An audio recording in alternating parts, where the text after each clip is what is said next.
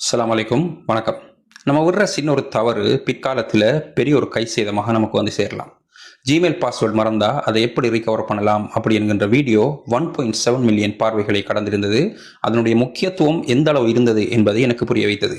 ஆனால் நிறைய சகோதரர்கள் கொமெண்டில் கேட்ட கேள்வி, என்னிடம் பர்சனலாக கேட்ட கேள்வி, நான் ரீகவரி கொடுத்திருந்த மெயில் ஐடி இப்பொழுது என்னிடம் இல்லை, அதே போன்று ஃபோன் நம்பரும் கூட என்னிடம் இல்லை, இப்பொழுது நான் அதை எவ்வாறு ரீகவர் செய்யலாம் என்ற கேள்வி நிறைய பேர் கேட்டிருந்தாங்க.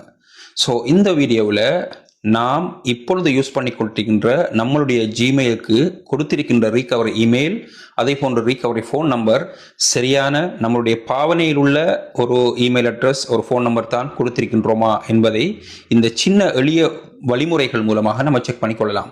அவ்வாறு செக் பண்ணி நீங்களும் உங்களுடையதை கன்ஃபார்ம் பண்ணிக்கொள்ளுங்கள். உங்களுடைய ஒரு நண்பருக்கும் உறவினருக்கும் இந்த வீடியோவை ஷேர் செய்வதன் மூலமாக அவர்களுடைய ஜிமெயில் ஐடியையும் பாதுகாக்க உதவுங்கள். ஸோ வாங்க இதை நம்ம எப்படி செய்யறது பார்க்கலாம். முதலாவது உங்களுடைய ஜிமெயிலை ஓப்பன் பண்ணிக்கொள்ளுங்கள். மேலே உங்களுடைய ப்ரொஃபைல் பிக்சரை கிளிக் பண்ணி உள்ளே போனால் மேனேஜ் யுவர் அக்கௌண்ட் அப்படின்ற ஆப்ஷன் இருக்கும். அதை டச் பண்ணி உள்ளே போனால் செக்யூரிட்டி அண்ட் சைன்இன் அப்படின்ற ஆப்ஷன் இருக்கும்.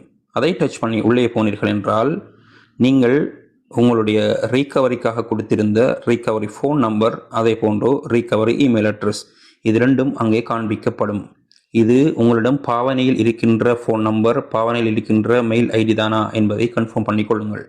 இல்லை என்றால் அதனை டச் பண்ணீங்கள் புது நம்பர் ஒன்றை கொடுத்து, இது உங்களுடைய பாவனையில் உள்ள ஃபோன் நம்பர் என்றால் no problem, you are safe. இல்லை என்றால் நீங்கள் பாவனையில் இருக்கின்ற ஒரு நம்பரை, இந்த பென்சில் மார்க் அடையாளம் ஒன்று இருக்கும், அதனை டச் பண்ணி கொடுத்து மாற்றிக்கொள்ளலாம். அதே போன்று இமெயிலையும் செய்து கொள்ளுங்கள். நன்றி, வசலாம்.